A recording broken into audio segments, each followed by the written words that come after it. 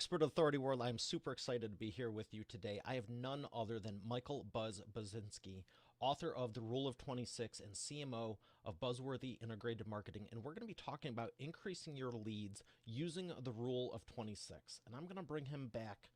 I'm going to bring him up right after we thank our sponsor. Every business needs a book, including yours. Visit freebusinessbookpublishingcourse.com today to learn the 7 steps to publish and promote your nonfiction lead and profit-generating business book in 8 weeks. Once again, that's freebusinessbookpublishingcourse.com.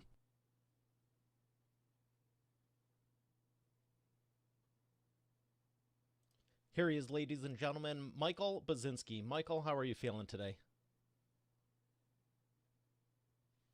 Oh. That's my bad. Ask to unmute.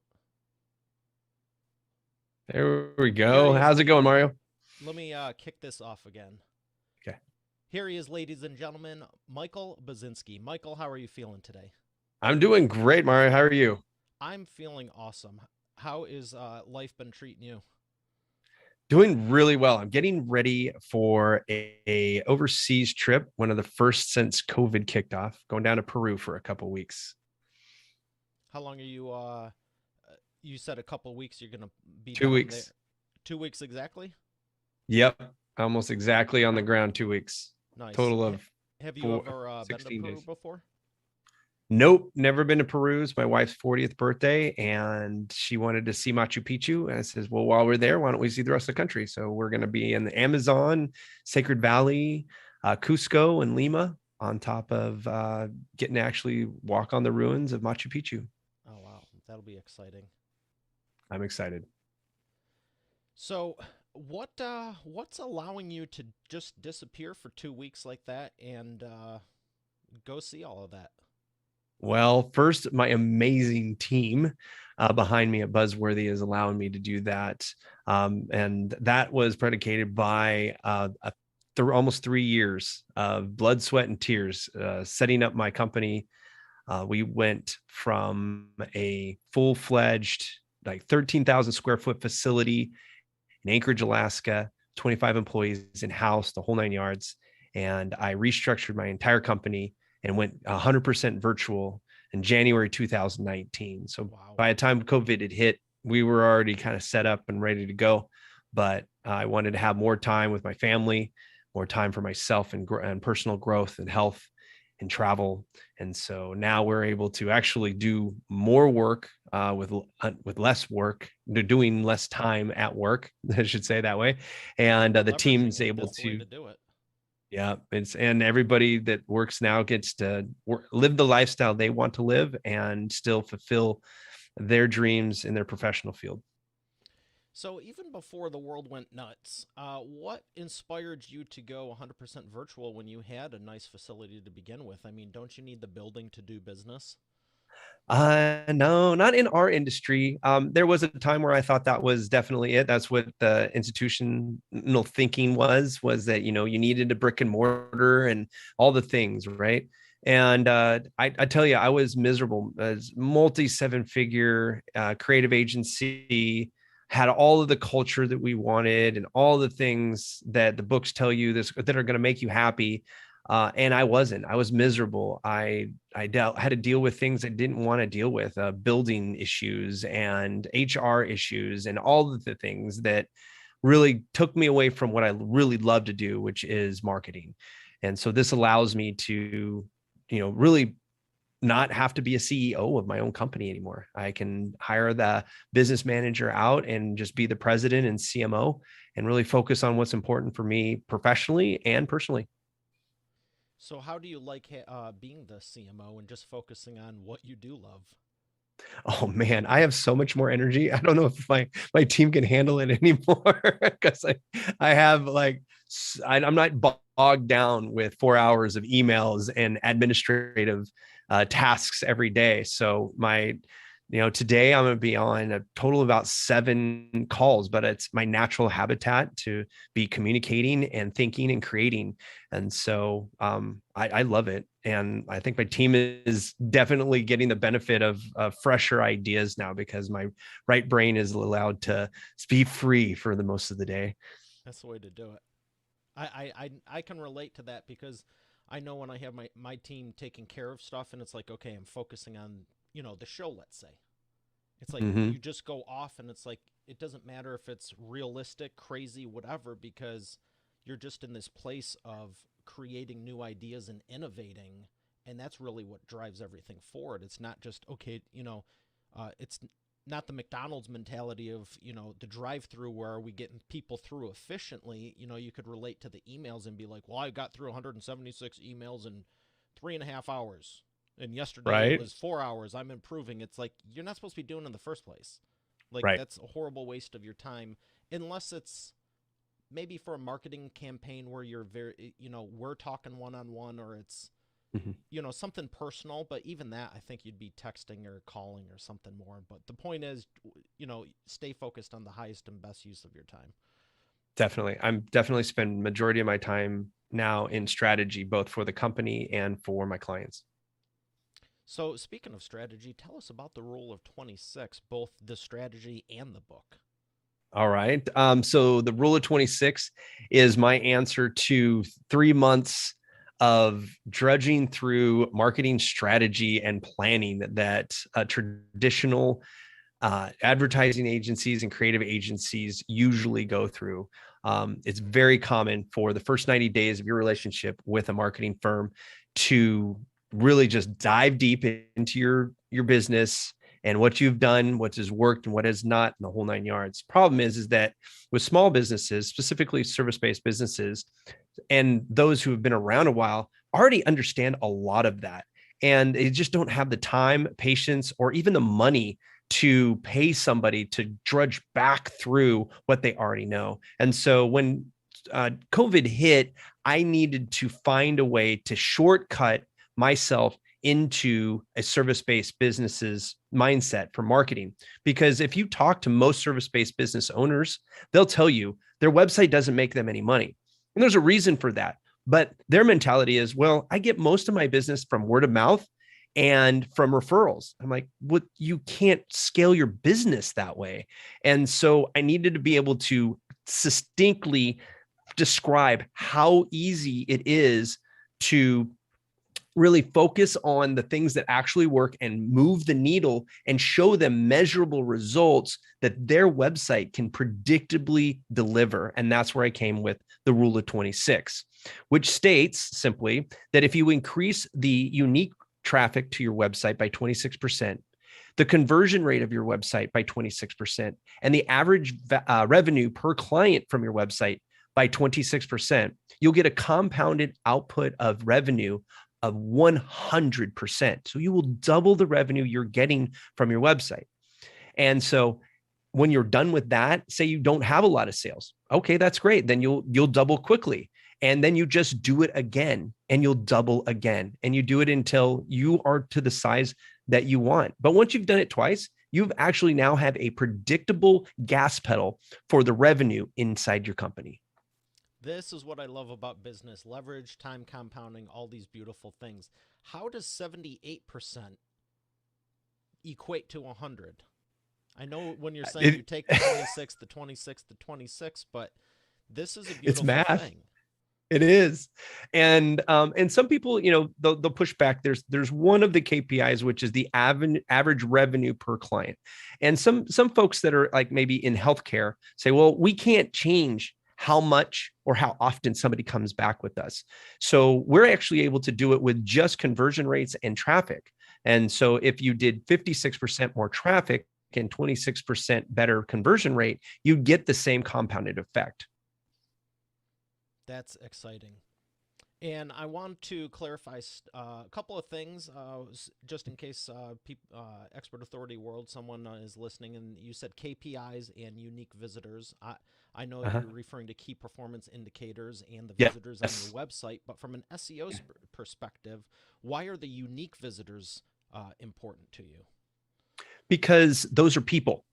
Most people have their Google Analytics set up without any filters. And one of the most important filters when you are really measuring the effectiveness of your conversion rates is to make sure that you're only measuring human beings and unique human beings. So you can have a human being come back to your website 3 or 4 times. Hmm. Well, that's one unique visitor for that month.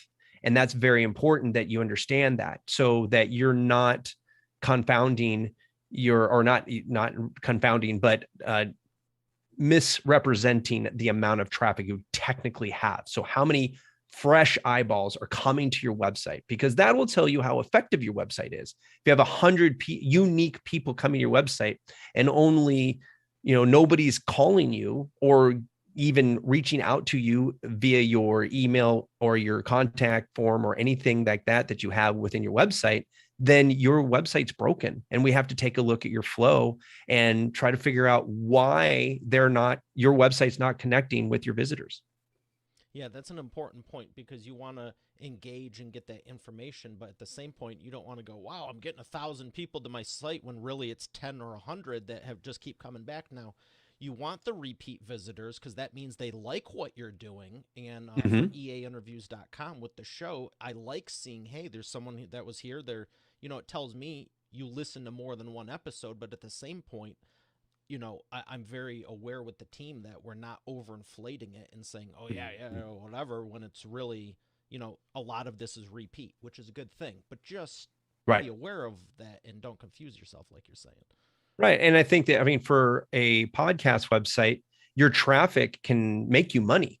So you want to be able to track your repeat traffic so that, for your advertisers, like, listen, we have 10,000 eyeballs. Those 10,000 eyeballs are made up of 3,000 folks who are coming to our website 3 times a month. Okay, great. Now they know what they're paying for. And that's awesome for you, because then you can charge more for that. Yeah, and the traffic is an important thing because there's the stats from the actual downloads, then there's the stats on the site. But I also like to cross reference it and tell me if you do this with your clients, where, my core business is business book publishing. So we have stuff set up for people to be checking that and cross reference the stats, like the referral sources, when you're looking through analytics. How do you take those into account as a KPI for most of your clients? Well, when we're looking at the rule of 26, we only have them look at those 3 KPIs. That we don't need to confuse them or bog them down with other KPIs that don't mean anything to them, because these 3 KPIs specifically move revenue needles. And business owners, that's what gets them up in the morning, when the revenue needle is moving, right? So if we're having problems with traffic converting, we're going to take a look at where that traffic is. If it's referring from bad referral sources, we might actually cut ties with that website that's referring to us, especially if it's not giving us any domain authority. So if it's not a reputable website that's referring to us and giving us bad leads, sorry, can you please take our website off of your website? Because you're probably getting more from it than we are, and you're wasting our time by giving us bad leads. Do elaborate on that. I'm smiling because I know what you're referring to, but what is domain authority and why is it important? So domain authority is a score.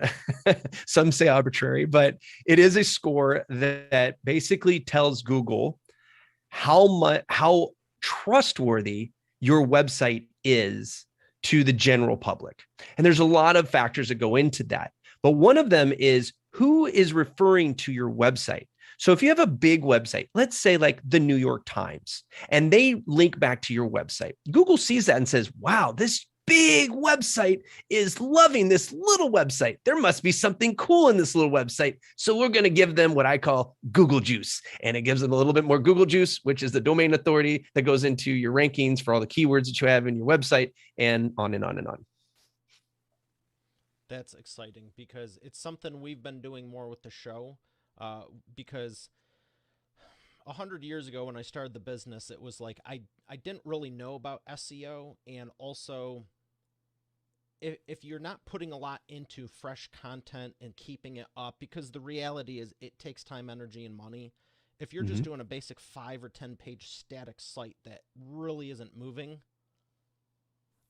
you can argue, you might say it's worth it and I can show you how to improve it in 6 to 12 months, but I just never did. Now with the show, we've got hundreds and hundreds and hundreds of episodes, all, with show notes and the video and all that. And I go, you know what? I can actually wrap my head around this. It makes sense, not only to improve everything, but I like 10 years of everything I was told finally started clicking, going, oh my gosh, I have a model I can actually apply it to. Does that make sense to you?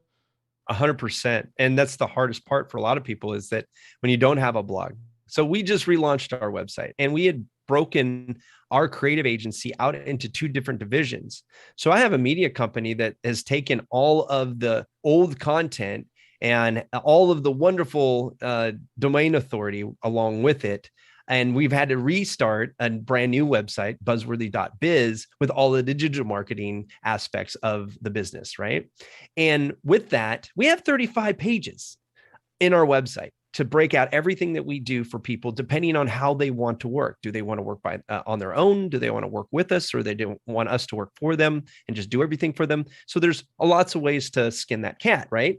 But when it comes to SEO content, we had to build that into the description of everything we did, because we didn't have the 15 years of blogs and videos and all of the things, portfolio stuff, and everything we had from the old website to bring over, because it wasn't relevant anymore. And I think that's really what we have to pay attention to, is the relevancy of our content. If it's not relevant, Google will sniff it out, and it just becomes spam to them, and it muddies the water, and it really hurts your SEO. That kind of hits close to home, because conversely, as a business owner, you just spent 10 or 15 years building it all up, and you did put a lot of time, energy, and money into it. But it's reminding me of the book Who Moved My Cheese. It's like, you can sit there and complain for 2 years, why isn't it working? Or you could just roll with it, fix it, and by a year. What's your official take? If someone goes, I want to start right now, would you say 6 to 12 months is a conservative timeline to start seeing SEO-ish results? So we always, when we work with folks on their SEO, we tell them we're going to see noticeable results, not profitable results, noticeable results within 3 to 6 months. Okay. We're going to start seeing profitable results. So actual new targeted traffic from your profitable keywords within that 6 to 12 months. Okay. But it really does take anywhere between 12 months and 24 months to get like the scale. And that all depends on your industry. The more niche you are, the easier and faster it is to do that. But if you're broad, or you're in a highly competitive industry, we got a lot of work to do. And if you don't like creating content, that means either you pay for somebody to do it, or we wait for that content to mature and really just become its own. So my old website still brings in business. We get requests for media production from the old website on a weekly basis. And we don't do anything with it, because we're not trying to get more out of that. It's a legacy business. Where Buzzworthy, we're actively working on the SEO. And so we just launched the new website just a few months ago. And we know we're not going to see anything until probably Q1 of next year, because I'm in a very competitive industry. But you set that expectation with, off the get-go. And I think a lot of the things that deterred me from doing it before this year was, a lot of people are like, oh, we'll get you skyrocketed in 3 weeks or under a month or 2. And I was like, you're just flat out lying to me, because I might not know everything about it, but I know enough to know. I didn't know if it's 3, 4, 5, 6 months, but I love your transparency, saying you'll see noticeable results in 3 to 6 months, but profitable in 6 to 12.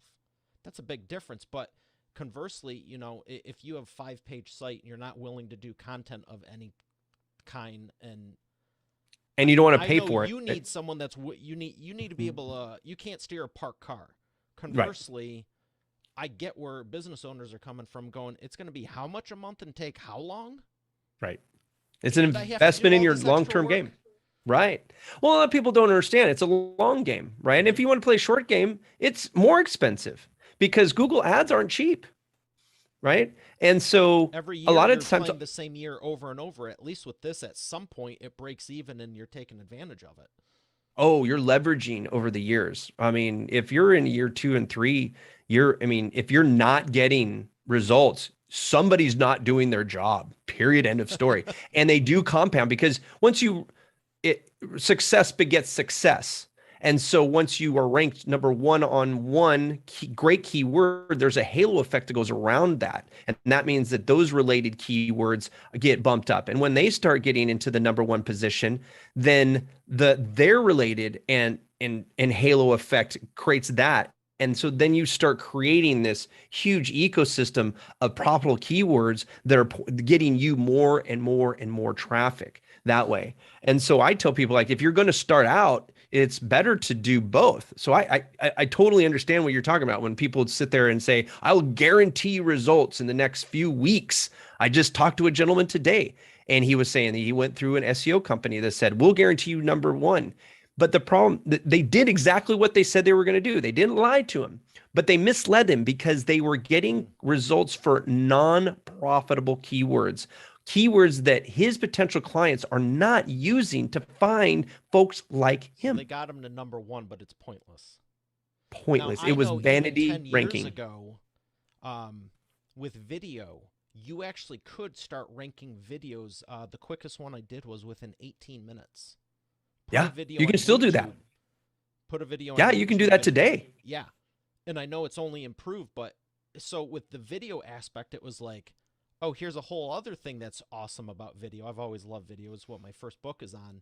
But, you know, I was always gun shy because there's so many people out there doing that crap. And I'm smiling because, correct me if I'm wrong, but are you referring to internal linking and orphan content in the sense of making sure there is none on your site?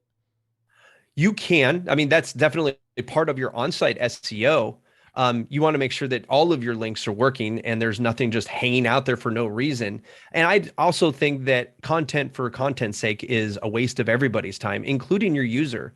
And you're really just not respecting their time when you do that. So just having a site that's all keyword loaded for the sake of it being keyword loaded. No, doesn't do anybody any good. And Google knows that, because when your conversion rate's low and your bounce rate, so if somebody comes to your website, doesn't click on anything, doesn't stay out there long enough, it's what they call a bounce. They just came in and they bounced back out. If your bounce rate's above 52%, they know that you don't have the right content for the keywords that got them there. So you want to make sure that you're grabbing them in that first 3 to 8 seconds is all you got. That's not much. That's not much at all. No. Man, I know so make sure that your hours. keywords are landing on. Oh, sorry. Go ahead. No, go ahead. Finish. I said just the trick there is to make sure that your keywords are loaded onto pages that are extremely pertinent to those keywords and why that somebody would be looking those keywords up. So make them relevant. Relevancy is everything now. So context is everything. So you're telling me it's not just, so you're telling me with SEO and business, you should be transparent, integrous, and congruent? Yes, 100% every time. Who would have thunk? I say authenticity. Talk hours about this, and I would love to, but I want to ask you real quick about your book. What inspired you to write your book? And, you know, why would you, if you have all this other content, why would you even bother doing a book for your business? And what has it done for your business? So what inspired me to write the book was the fact that you can read about digital marketing for months on end and get absolutely nowhere, literally rabbit hole after rabbit hole after rabbit hole.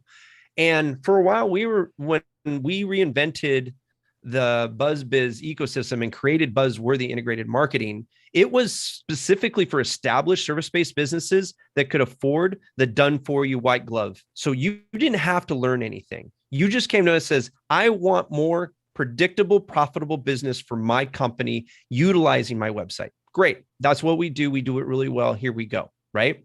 But when COVID hit, that was not what people were looking for. They were looking to survive. And I wanted to help people survive. And I'm like, how can I serve my community? And the only way I could think was I need to get something in their hands that they can use and have actionable resource so that they can get through this pandemic with their business intact. And that's what really inspired me. Good for you. And thank you for making it available because, like I said, I was around people all the time. I've always had a large network of people even before the show. One of the reasons it wasn't that hard to kick off. But I just never pulled the gun on SEO. And we were doing websites originally. Oh, can you do the SEO too? No. No. No. Not everybody can do SEO, though. We'll do That's some a tough killer one. video for you also in 3D stuff, but no. Right. And I'm glad No, we you're get out it. there doing it the right way, and even with what you said, making that available to people. So thank you again for that, and you're awesome. I wish we did have more time. I do want to ask you one thing before we go to the imperfect action round, and that Okay. is, I don't think you saw it. You didn't see it when we were getting ready? No, I did not see this. This looks like a circus tent. Circus? Oh, it could be.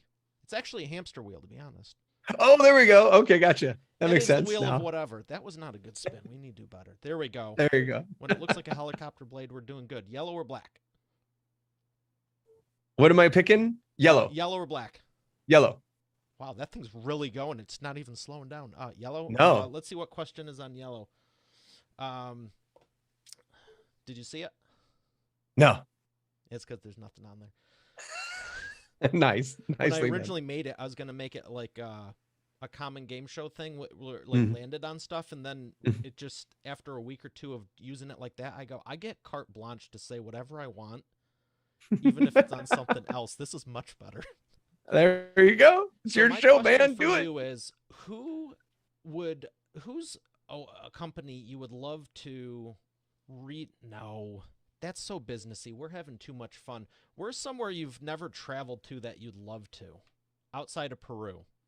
Outside of Peru, I want for my 50th birthday, I want to go to the Mediterranean Sea and get on one of those Viking cruise ships and just sail around Greece. How big of a cruise ship? The smaller ones. So the Viking ones only carry a few hundred up to maybe 1,000, and the big ones have a few thousand on them, and we don't want that. We want something intimate, easy to get in on and off of, but big enough to where my wife doesn't get seasick. So but I've never been to Greece, and I want to go. Definitely want. And Greece is one of those ones you want to be on a boat because there's a lot of islands, and it's very expensive to just hop back and forth between the islands on private charters. So getting on a cruise and just being able to see the coastline through that would be really awesome. What any specific areas like Santorini? You know, I am horrible at names of cities. I just see the pictures and go, I want to go there. And so then I tell my wife, that's that. Yeah. And then she goes, okay, this is how much it costs. And I go, okay, here's that. And then she does all the planning. I do both. So I'm very, clearly I'm very visual. So I'm like, ooh, that's pretty, that's pretty, that's pretty. But then I'm also curious enough to go like, where is this? Right. Santorini is one of my places I'm going to go to.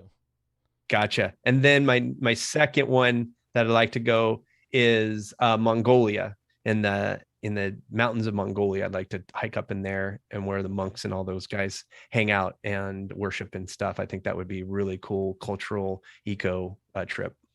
Great places. Well, thank you for sharing that. And I'm glad I didn't ask the boring question. See, if it was on the thing, I couldn't deviate from whatever it was going to ask, but there you go. Awesome. Well, I appreciate the question. It's a fun question. I love traveling. I've been to 26 countries now. Wow. So. Yeah, I like traveling too. And it's so great. We were talking about like interviews in the show and, you know, the microphones and stuff. I mean, there's no reason you can't even keep stuff going while you're traveling if you wanted to. Yes, definitely. I think have you seen those videos where the gentleman has a PVC like harness that holds a green screen behind his head and then a computer in front of him, and he's walking with it? The last one I saw, he was at a football game and he was drinking beer while he's in a business meeting. I just picture myself doing a podcast interview on video that way. It doesn't matter where you're at. Just like you could be standing in line at Disney World or something, like make it look like you're at a desk. Right. Exactly. Yeah. It's amazing what you can do with tech nowadays. Definitely. We're going to thank our sponsor and come back for the imperfect action round. Every business needs a book, including yours. Visit freebusinessbookpublishingcourse.com today to learn the 7 steps to publish and promote your nonfiction lead and profit-generating business book in 8 weeks. Once again, that's freebusinessbookpublishingcourse.com.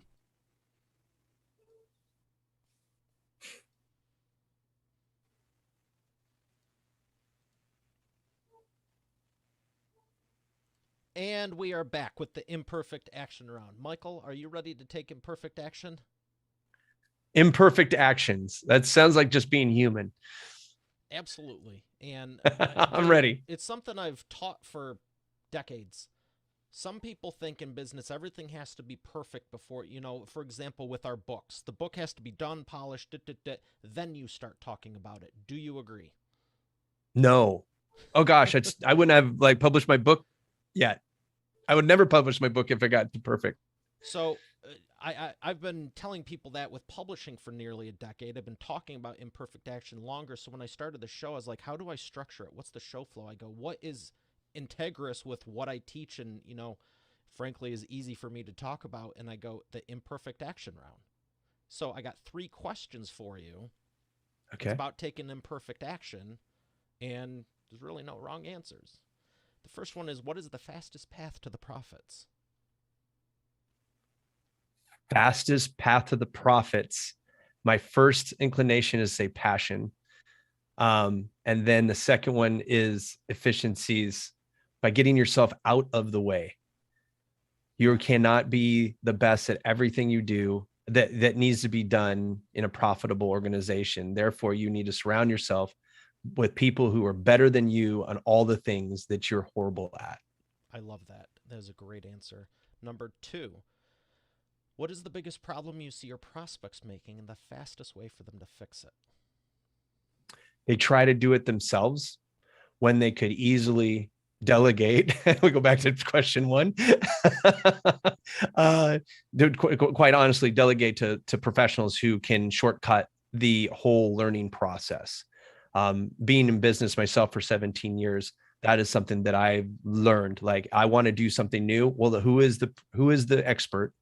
And if I can't afford the top expert, who's the person right below that? And I go down the echelon until I can find the person I can afford today to get it started. Because you don't need the absolute best all the time, but the absolute best usually gets you there faster, and a lot of times with a lot less testing and trial and error.